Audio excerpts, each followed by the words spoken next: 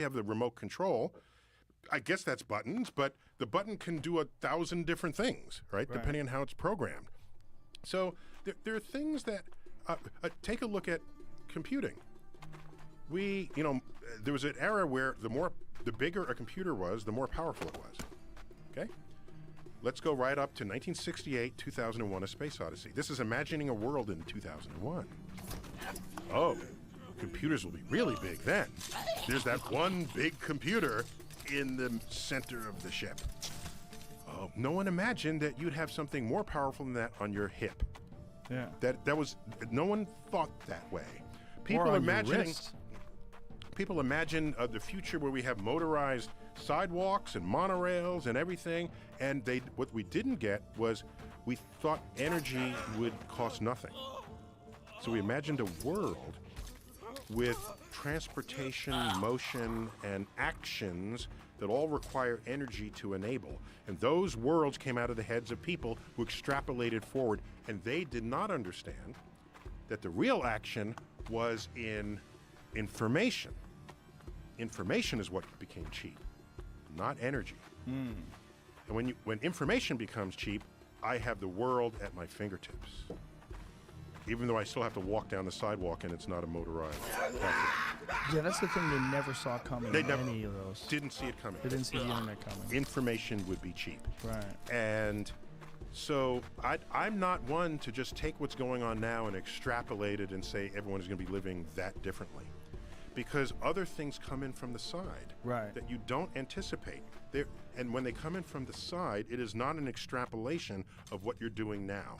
It is something you didn't even imagine, because an innovative, creative person looks to the left, looks to the right, and says, I can combine these into something that's completely new, that no one even imagined. So that's how the future unfolds. So extrapolating, you get the first couple of years correct. 5 years, 10 years out, you are completely off.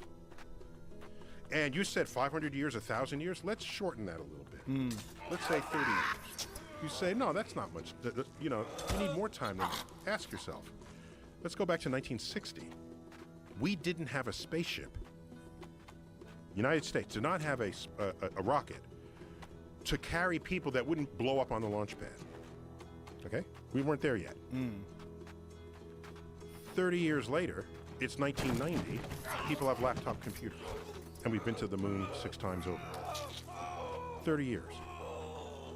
So, when I think today to 30 years from now, I'm saying I don't know that I can predict anything, but there's some things that I know are going to happen in the next few years. Self-driving cars is going to take over like that. Why? Because you replace your car half the people replace the car every 5 years. So in 5 years, if I have a self-driving car and all the HOV lanes are now reserved only for self-driving cars, that's the next car you're going to drive. Do you drive one? Do you drive a Tesla? I have a Tesla. Do you ever do the self-driving thing? Never. It's awesome. Yeah, no, I don't. It scares me. But I'm not ready that for little it. Button. Yeah, I'm not ready for it. And that's equipped. I even paid a couple of dollars, the extra dollars to get that. I'm not ready for it yet. But don't be scared. Jamie, do you use it? I'm not ready. I'm not ready for that. Most of the time, I don't, though, honestly. But I'm ready culturally for it. Yeah. Yes, it'll save 30,000 lives a year. All right. So this is, and no one's going to drive home drunk. And a self-driving car, when it changes lanes, it tells the other self-driving cars, I'm going to change lane. It parts the traffic for it, and it then opens into a lane. Okay? This is the kind, and it can go 90 miles an hour, separated by 5 feet in front and back of the car. Let's not do that. No, because you're thinking of your own reflexes and not that. I'm thinking of things going wrong. Every now and then you see one that hits like a tire iron that's in the middle of the road. That could happen. However, another car would have seen it. I'm in my Tesla. I come up to a road. The Tesla tells me on the screen, changing suspension because of a bumpy road ahead. I say, how's it know it's a bumpy road ahead? It gets there's a clearinghouse of this information. Some other Tesla went on that road and figured that out. My Tesla went on that road before it had figured it out, okay? So the shared information becomes hugely valuable. And yeah, you might have the tire iron in the road, and so 5,000 people a year die rather than 35,000 people. We got to wrap our heads around that one this time around. My analogy to this is we used horses for thousands of years. Yeah. Now you go from 1910 to 1930. 1930, you can't give away a horse. Not in urban areas, no. Isn't that crazy? Within 20 years, we went from horses and an entire industry that supported the horses. The buggy whips, the carriages, the stables, the food, the blacksmiths. All an entire industry vanishes within 2 decades, basically within 2 decades. And you're going to tell me when are automatic cars come? We already have them, and we just, you know, when it's ready to go down, it's going down. My kids are 20 and 24. They don't want to know how to drive. They can't wait until the self-driving car. They want nothing to do with it. And by the way, you might say, but how about people who love to drive? They're not going to give up their Camaro or their whatever it is that they love. You say that mocking them. I don't like it. No, I said that. I listed that first. I said, let me not say the Corvette, because I think there are more Camaros out there than Corvettes. I'm appealing to Corvette. So anyhow, you might like to drive your Mustang GT. Okay, right. Fine. Okay. Then we build tracks for you. Oh God. No. There are people today who like riding horses. They don't do it in the street. You go to the stables. And you can jump, and you can ride the countryside. What world are we making, Neil deGrasse Tyson? I am saying we don't have to give up your car in order to have everybody. There'll be car tracks, and then the government's just going to shut down your car and pull you out.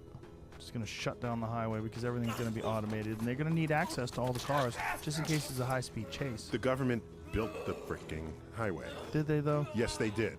I don't think they did. It's called the Eisenhower Interstate System. It cost $100 billion, and it was a military project. And so, So they have the right to shut your car down? Is that what you're saying? Are you opting out? You can make your own damn road and do what you want on it. What if it's like iPhones, where you can opt out of sharing your information with advertisers? You want to opt out of what? They're not the government being able to shut down your car? You don't have a right to drive in the HOV lane. That's not in the Constitution. Yeah, we're not talking about the HOV lane. They don't even have those out here. Oh, they don't. Well, you have the pay road. Yeah. Routes. That. If the government controls, if laws control one lane versus another, that's the first lane to go to self-driving, for sure. Yeah, for sure. Yes. Yeah. Oh, plus self-driving cars that you don't own, that you just sort of use, that reduces the number of cars in the road by what, a factor of 10? Yes. I just worry about. You probably own a drill. A hand drill. Yeah, I got a drill. How many total minutes in a year do you use that hand drill? I don't use it ever. Fine. So you spent money on something that you hardly use, and even if you did use it, it's for minutes. Okay? So you get on the horn, you go to Home Depot, get online, so I need a hand drill with this bit, and then a drone drops it off that afternoon, and you use it, and then takes it back. You don't need a garage. You don't need a parking spot. You don't need anything. It's shared commodity. It sounds like a good deal for Jeff Bezos. He's probably real excited. Be delivering you drills. I think he's buying roof rights for drone landings. Really? Yeah. Of course he is. Yeah. That's what I heard. It's a rumor. When you see a guy that's that wealthy, do you ever ponder what makes a person like that continue to work every day? That is the actual fact of it, right? People like that, it's a different species, right? It's someone who has an idea and they want to execute the idea. So, and he was at it when no one thought it was fashionable. Amazon used to be just a bookstore. Yeah, I remember how dumb it was. I was mocking it. Like, who the fuck's gonna buy books on the internet? But you can't even browse it. You can't the dumbest smell idea it. ever. You can't, right? So is he driven? Is he saying, no, I want to be a 100 billionaire? No, he's got an idea. He's got a business idea. He wants to gain wealth, of course, as any business person does. But the people who are actually driven are driven by forces that are not money. Yeah. As Elon famously said, how do you make a small fortune in rockets? Start with a large fortune. But it's just these people that are doing this insane innovation, like him, like trying to deliver things with drones and trying to spread the business further and further and further. It's like you always wonder, like, what is the motivation? Like, what keeps you doing this? I can tell you this, did I imagine 10 years ago that when I ordered something on the internet I would be disappointed if it didn't come tomorrow Or today. or this Amazon afternoon. has their own trucks now. Right. They can deliver it to you today. Right. Gone are the days. Oh, it'll get there in 2 weeks and 3 weeks. Like, what's wrong with you? No, tomorrow. Tomorrow. I need this now. Yeah. And even if I don't need it, I want it now. Yeah, if I right? see it like the toothpaste going to come on Friday, I'm like, today's Tuesday. Why the fuck do I have to wait till Friday for toothpaste? Come, let's go. Let's go. So Jeff Bezos did that to you. I know, it's You've been amazing. brainwashed by the man. It's amazing. But people like that do push innovation in that. That's in why this I don't desire. get in there. Yeah. I'd let him go. Oh yeah. Well, I'm just joking around about him motivating his motivation. I mean, I saw his new yacht. I think that's where the motivation is. Those are expensive. Yes. You need 150 billion bucks if you want to have a couple of those. Yeah. Yachts are a whole other thing. But he's got like a city. It's like a city that floats around. Have you seen it? No, but I've been on other yachts of highly wealthy people. Is it preposterous? I've never been. I don't judge it, but I do. I'll judge for you. I was on a yacht. Describe it to me. I'll tell you why it's stupid. I was on Charles Simone's yacht. He's one of the Microsoft billionaires, and there's a staff there, and I like talking to people, talking to the staff. And I said, "Oh, so there are people cleaning, and and there's a sailor type or whatever that role is in the thing there." And I said, "Oh, so where do you live?" And he said, "Here." I said, "Oh, in New York, because it's important in New York." "No, here, on the yacht." And I said, "Oh, well, when you're not on the yacht, weird. Oh, I'm from Italy, but I live on the yacht." I said, "How do you get your mail?" They said, "Well, when I get back to Italy, I'll pick it up there, but I live on." And so the idea that you are so wealthy, you can buy people and put them in this floating place, and they call that their home. I had to wrap my head around that. I couldn't. That was just That's heavy. That was just a little weird to me. But it makes sense. If you have like some 500-foot-long boat, It's a permanent staff. you have to have people there all the time Yep. because things are probably always breaking. Yep. And I went into the pantry, and you can see the multiple refrigerators and the wine cellar, and It's like a giant the dinner restaurant service, slash apartment building. correct. And he's got a chopper on the top. Let me see what Jeff Bezos' look like. One I saw has its own yacht. The yacht has a yacht. Well, this guy, the billionaire, what was his name?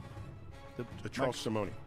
Go to that Yeah, guy. actually, it is Bezos' yacht. That has Oh, that. let's see it. Bezos' yacht has a yacht? Has Yeah. a separate yacht. So it says even. Look at it's that like- fella. Look Why how does every picture come up with his bald head right looking there? happy.